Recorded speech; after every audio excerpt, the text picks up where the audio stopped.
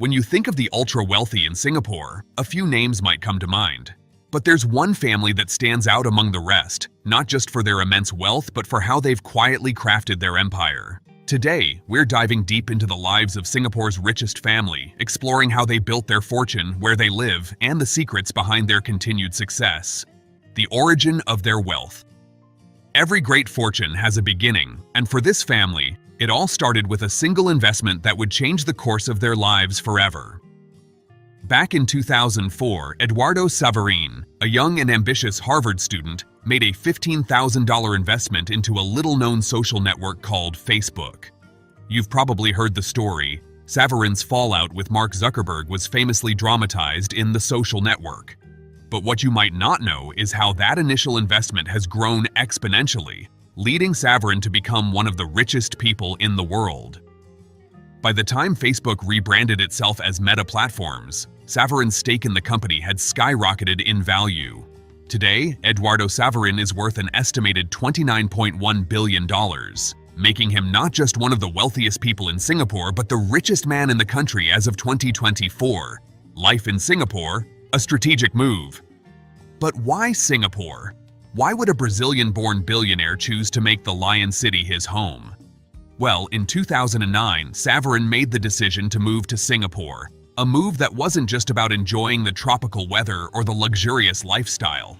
It was a strategic decision, one that involved renouncing his US citizenship in 2012. This controversial move allowed him to avoid an estimated $700 million in capital gains taxes, a decision that stirred quite a bit of debate at the time. Saverin, however, has always maintained that his choice to move to Singapore was driven by a desire to live and work in the city, not to dodge taxes. And work he has. Saverin has become a major player in the venture capital scene, investing in a variety of companies and startups across Southeast Asia and beyond. The ventures beyond Facebook. Eduardo Saverin didn't stop at Facebook. He's a man with a vision, and he's used his wealth to back a number of other ventures. After leaving Facebook, Saverin co-founded several successful companies. One of them is Aporta, an online donation portal that helps charities raise funds more effectively. Another is B Capital, a venture capital firm that supports entrepreneurs in the technology space.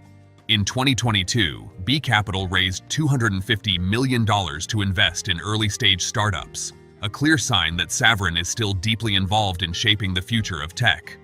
But his investments don't stop there. Saverin has also put money into companies like Jumio, which specializes in online identity verification and fraud prevention, ShopSavvy, a price comparison app, and Quickie, a multimedia video website. And let's not forget his involvement in Antler, an early-stage venture capital fund and startup accelerator. Founded by Saverin's Harvard classmate and close friend, Magnus Grimeland, Antler has been making waves in the startup ecosystem, and Saverin's backing has certainly helped solidify its reputation. A glimpse into their lavish lifestyle. Now let's talk about how Singapore's richest family lives. When Saverin moved to Singapore, he didn't just settle for any ordinary home. He's known for owning some of the most luxurious and expensive properties in the country.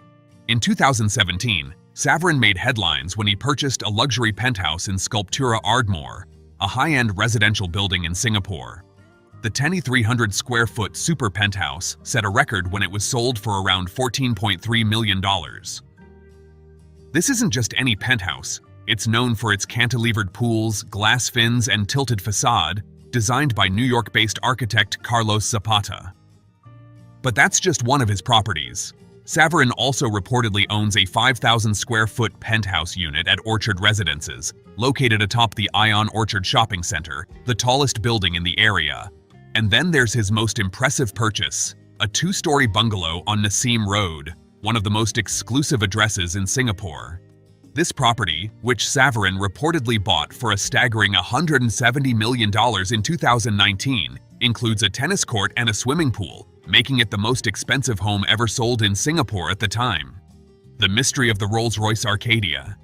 Speaking of luxury, let's not forget about the Rolls-Royce Arcadia, a car so exclusive that only one exists. This drop-tail convertible is part of Rolls-Royce's limited edition collection, and it was recently delivered to a mystery buyer in Singapore. With a price tag in the 8 figures, The Arcadia is one of the most expensive cars ever built.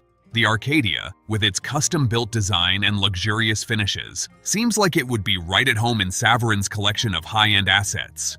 But whether or not he's the mystery buyer remains a question mark, a secret that only adds to the allure of this enigmatic family. Family life behind the wealth. Of course, behind every billionaire is a story of family and love. Savarin's personal life is just as interesting as his business ventures. In 2015, Savarin married his university sweetheart, Elaine Andreasen, an Indonesian national of Chinese descent.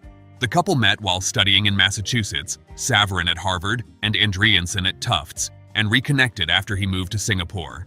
Their wedding, which took place at an undisclosed location near the French Riviera, was a private affair, but it cemented their status as one of Singapore's most powerful couples. Andreasen, who comes from a prominent Indonesian family that runs several businesses, works in the finance industry as the executive chairman at EE Capital. Together, the couple has one child, and they've built a life that blends business with luxury, family with ambition. The future. What lies ahead?